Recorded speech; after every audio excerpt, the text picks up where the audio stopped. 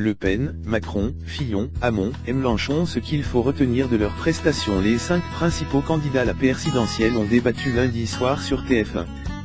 Chacun n'a tenté de marquer des points et, à PRS, 1 heure de débat TRS sage, les passes d'armes se sont multipliées. Bilan de PRS de 3h30 d'échanges candidat par candidat. Marine Le Pen. Le ton, toujours en tête dans les sondages, la candidate du FLN reste sur ses fondamentaux: immigration, terrorisme islamique, discours anti-eux, sans se faire vraiment bousculer par les autres candidats. Benoît Hamon et Jean-Luc Mélenchon ont tenté de la contredire, tandis que la candidate du FLN focalise sur Emmanuel Macron. En milieu d'émission, LSE montre plus en retrait sur la partie économie et travail, arguant qu'elle ne voulait pas intervenir dans ce débat d'ultra-libéraux. La phrase forte: vous avez un talent fou, vous avez parlé 7 minutes, je suis incapable de l'assumer. Vous n'avez rien dit, c'est le vide absolu, allant que Marine Le Pen sa cible préférée de la soirée, Emmanuel Macron. Emmanuel Macron. Le ton, le leader d'En Marche. A essaye, en y parvenant plusieurs reprises, se mettre en position d'arbitre. Il n'a cesse de lister ses points d'accord ou de désaccord avec ses adversaires, n'hésitant pas à assumer les débats de temps autres. Pour autant, il n'a pas laissé passer aucune des TRS nombreuses attaques dont il était la cible. Il n'a pas d'hésité ferraillé avec Benoît Hamon, François Fillon et Marine Le Pen, faisant valoir sa différence sur le temps de travail, l'Europe ou la LACI. La phrase forte: vous vous ennuieriez sans moi. Je suis TRS content des TREL.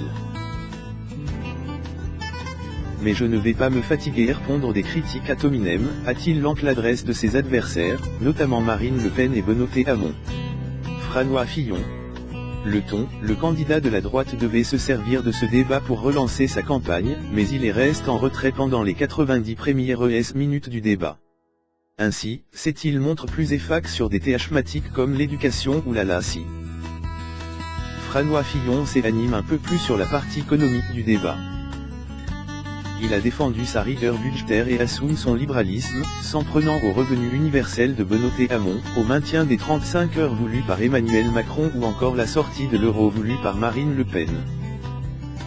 La phrase forte, le vrai serial killer du pouvoir d'achat défrané, c'est Marine Le Pen avec la sortie de l'euro et le rétablissement du franc. Vous êtes en train d'entraîner le pays vers un véritable chaos économique et social, a déclaré François Fillon en désignant du doigt son adversaire. Benoît Hamon. Le ton, le candidat du PS avait surtout PR par ses attaques contre Emmanuel Macron, multipliant les allusions à l'égard du favori en se proclamant indépendant par rapport à l'argent et au lobby. Puis de prendre parti l'ex-ministre sur l'identité de ses donateurs. Pour le reste, Benoît Hamon a défendu son projet et vend sa mesure de revenu universel comme principale innovation du débat politique. Il a aussi attaqué Marine Le Pen, drogueux aux faits divers. La phrase forte, le scut langue François Fillon quand il a lu sa promesse de supprimer 500 000 postes de fonctionnaires ses ennuis judiciaires. Vous TRS forte en soustraction, moins en addition quand il s'agit de votre propre argent. Jean-Luc Mélenchon. Le ton, incisif, voire grain l'ANT, le candidat des Insoumis a multiplié les escarmouches, et s'en prenant tour ses adversaires pour mieux répéter ses propositions. Il a notamment fustigé Fillon sur les 35 heures et Marine Le Pen sur ses fantasmes autour de l'immigration ou la LACI. Celui qui veut mettre fin à la monarchie présidentielle a carrément mis les pieds dans le plat en invoquant les affaires de François Fillon et Marine Le Pen. Et s'il vous plaît, ne nous mettez pas dans le M sac, a-t-il lancé Anne-Claire Coudray. Mais Jean-Luc Mélenchon et M Chipot avec Benoît Hamon, malgèrent leur pacte de non-agression, sur sa convergence avec la Russie. La phrase forte, il faut bien qu'il y ait un débat au PS, a-t-il LCH en conclusion des affrontements Hamon-Macron, provoquant les rires du public.